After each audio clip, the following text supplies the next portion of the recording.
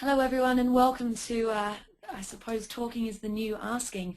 My name is Jess Whittakers. I'm a product evangelist at Buzz Numbers. We're an online and social media monitoring tool. We're based out of Australia, developed and owned in Australia, but obviously cater for international markets at the same time. I'm really looking forward to working through probably really tangible and practical ways of what you can get out of listening from online data.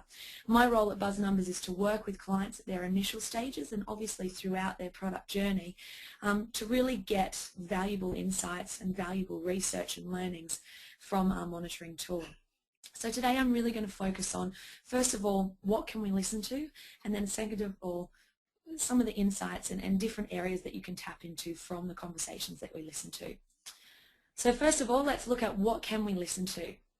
I work with so many different organisations, from large corporates right through to government agencies, not-for-profit organisations, and also a lot of media agencies, research agencies, and PR agencies. And so from that experience of so many broad different environments, I've been able to kind of break down exactly what we can listen to. Obviously, a tool works off keyword structures, and as you can see by the list here, these are the different areas that you can actually broaden your keyword searches and bring through the data and the research that you're looking for. So first key objective for most clients is to track their brand or organisation, and that's using keywords around the ways that their organisation is referred to. A big thing also for a lot of corporates is tracking their competitor information. What are our competitors doing, or what are people saying about our competitors that we might not be saying, or that we could probably leverage our strengths off. A lot of clients will then look to broader industry mentions, and this really refers to clients that might not have a lot of chatter online, that need to really look into the broader industry mentions to really tap into some conversations. A great example being Buzz Numbers. We might not get a lot of conversation online directly about our brand, and maybe not a lot about our competitors, but a lot of people will talk very broadly about social media monitoring. So these are conversations that we could tap into to then introduce our brand. The next really great thing is also tracking the mentions of key stakeholders. As I mentioned earlier, government is a really big area that we work with, and a lot of government departments are starting to get smarts around tracking their ministers' names online. Traditionally, a lot of people have used this to research how broadcast and newspapers might track key stakeholders, but if we bring this online, we're actually going to be broadening our abilities to track conversations that might be harmful, but also positive as well. An interesting thing happened with one of the departments we were working with here in Australia. They were able to track all of the online news sources that were mentioning their ministers, and from that tracking they were able to understand what publications favoured the minister and what maybe needed a little bit of relationship building from a media advisory point of view. Also, obviously, CEOs are a great kind of a keyword to tap into as well. Following on, we can also track topical issues, and again, this is something where climate change can be a really great research piece to understand, well, what's the sentiment online? What are people actually saying about climate change? Generally, we're finding a correlation between what people are saying offline to online, but we're finding that online conversations are a lot more real and less biased to, I suppose, what an offline conversation might be. Current affairs are a great thing to track. We did a lot around the election last year in Australia to understand, do online conversations actually influence an offline outcome? We also were able to track key topics or themes that came out of the election, such as climate change again, or maybe taxes, and to really understand what are the public actually speaking about. There's one thing for the media to push out online, what their agenda is, but for us to be able to understand what the general public are just feeling is obviously a very valuable thing. And then lastly, another area to track are natural disasters. We did a lot around the Queensland floods, Cyclone Yasi, and also the Victorian floods, to be able to understand in crisis situations how do the public react and use online facilities to help their experience within those disaster zones. So moving on, once we understand what we can listen to, I think the next thing is practically what can we do with the information that we're listening to.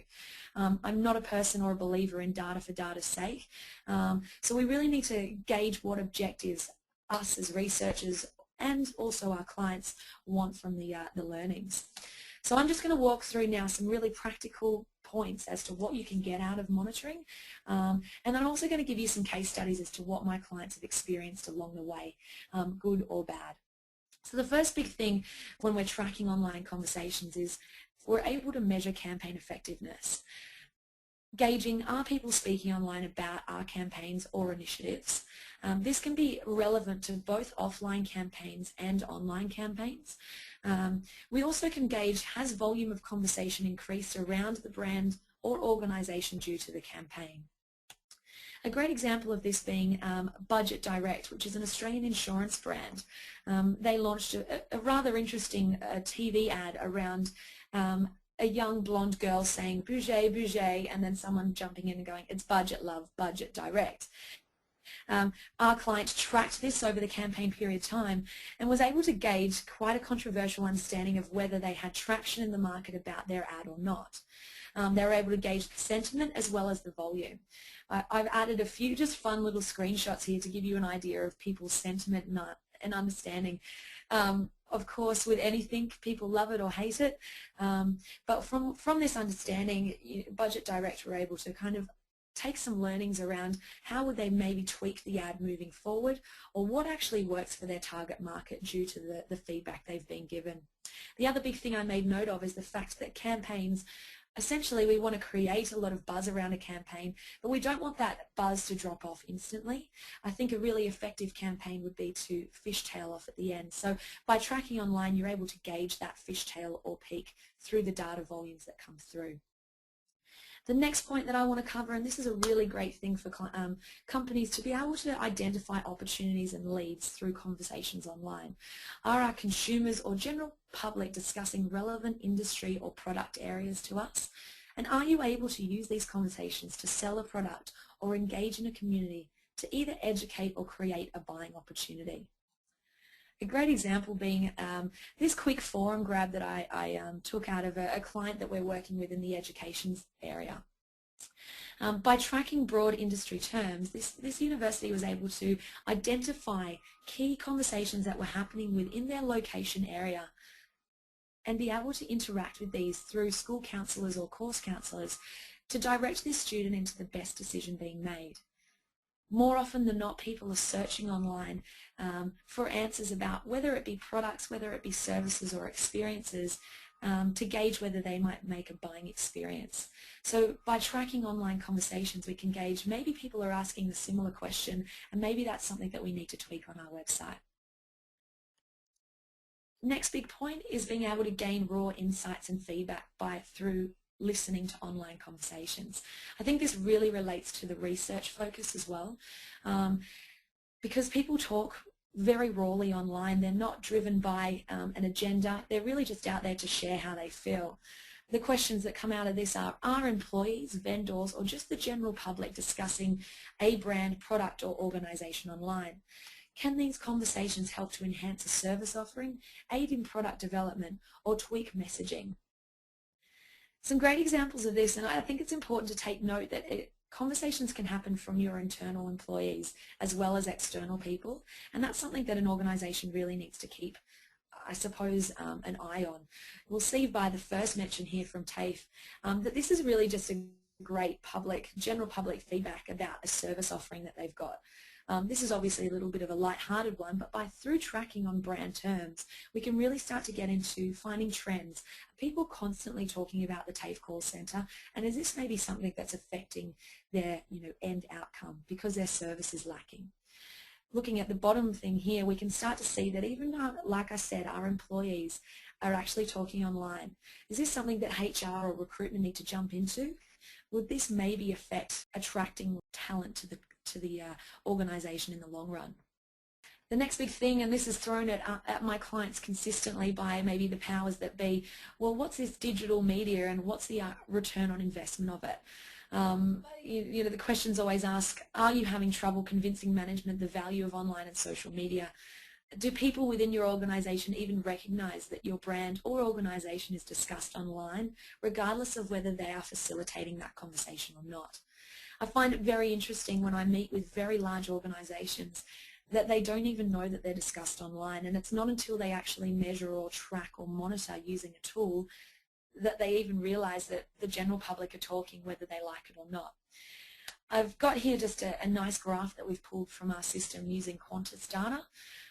You know, for an organization that might say, oh, online activity, you know, people might speak, but maybe not that much. Through using product to actually identify where peaks and troughs come, we can start to really pull out some key learnings around what conversations are happening and also the volume of conversations over time. This can be quite compelling to those that might be a little bit more conservative. Moving on, my next point, by tracking or listening to online conversations, we can be provided with great up-to-date content that's relevant to our audience. I think we've really moved from this kind of old soapbox communications method where we as an organization will scream out the message and hope that it speaks to our audience. Whereas now we've got kind of this push-pull model where our consumers or our general public are speaking at us and then we speak back, and it's a constant conversation, and I'm sure you've all heard of this in other social media debates. But what I love about monitoring is we're actually able to use the conversations that we're drawing in around our industry, our competitors, our brand or organization to then tweak the way that we might then deliver our message back. The conversation, you know, the point is what is said online does not actually have to drive messaging through the same online medium. Maybe could listening to online conversations provide content for traditional press releases, research studies, or website content? I work with quite a lot of conservative businesses, and when I say conservative or traditional, I mean probably a lot of regulations. I take, for example, pharmaceutical organizations as well as government. The great thing about monitoring and listening and researching online is we're not actually engaging or touching consumers. What we're doing is just sitting back and listening to what they're saying.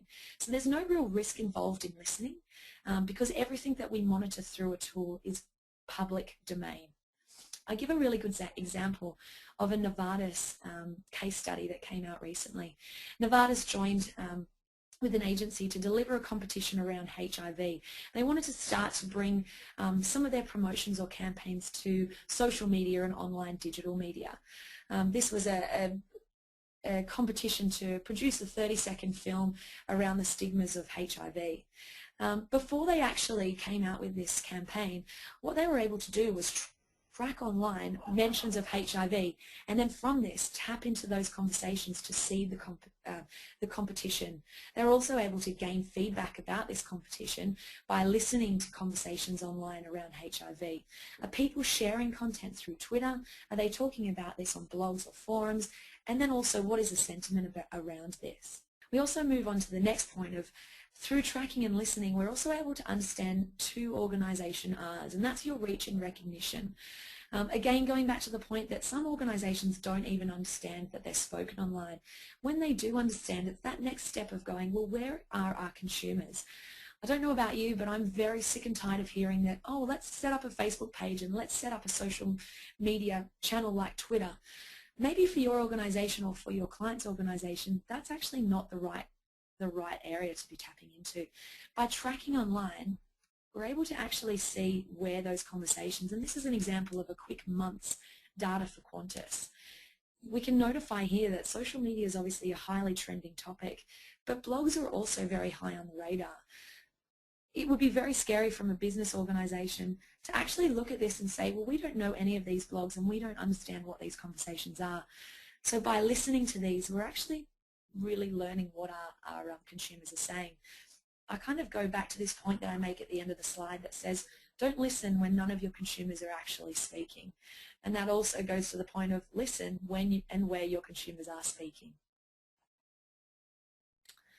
My next point is also by tracking and listening, we're able to identify key online influencers. It's a different world online. You know, offline we understand that a CEO or a director, they're influential people because of their status. However, when we translate to online, sometimes influencers can be people that sit in their bedroom but are just very, very big on writing online and communicating. So therefore, these people become influencers that are very different to your, offline influencers. So by listening to conversations, we're able to identify exactly who are the influencers that we need to tap into or maybe talk to and use as outreach. I'll give a great example of a case study we did recently where during the premiere of a dance movie called Step Up 3, through listening to conversations, we were able to identify online bloggers that discuss either movie premieres or dancing in general. From identifying these, we were able to outreach to these bloggers to potentially come and experience the premiere and then write about this online. So I think it goes back to these great examples that we're starting to see on fashion shows and premieres of things, that bloggers are actually sitting at front row seats because they are so influential online. So by listening to their conversations, we're able to tweak the way that we maybe push marketing campaigns or research about different products that might hit the market. I left this one for last because I feel like it's one of the most important areas to listening online, and that's having systems in place to bring instant attention to any potentially damaging online activity. Probably more than 90% of my clients would use a tool to be able to listen to any conversations that might come up that either are about a crisis that we already know about. For example, the A380s on Qantas, we already know that this is happening because of offline and traditional media. However, we do have a health client in the healthcare, obviously, industry who were tracking key terms around their hospitals and clinics. Through tracking, they were able to identify some of the graduates that were actually posting pictures and medical information about the clients in their blogs discussing their experience as graduates. If this wasn't identified by listening to online conversations, this could be a massive lawsuit down the track.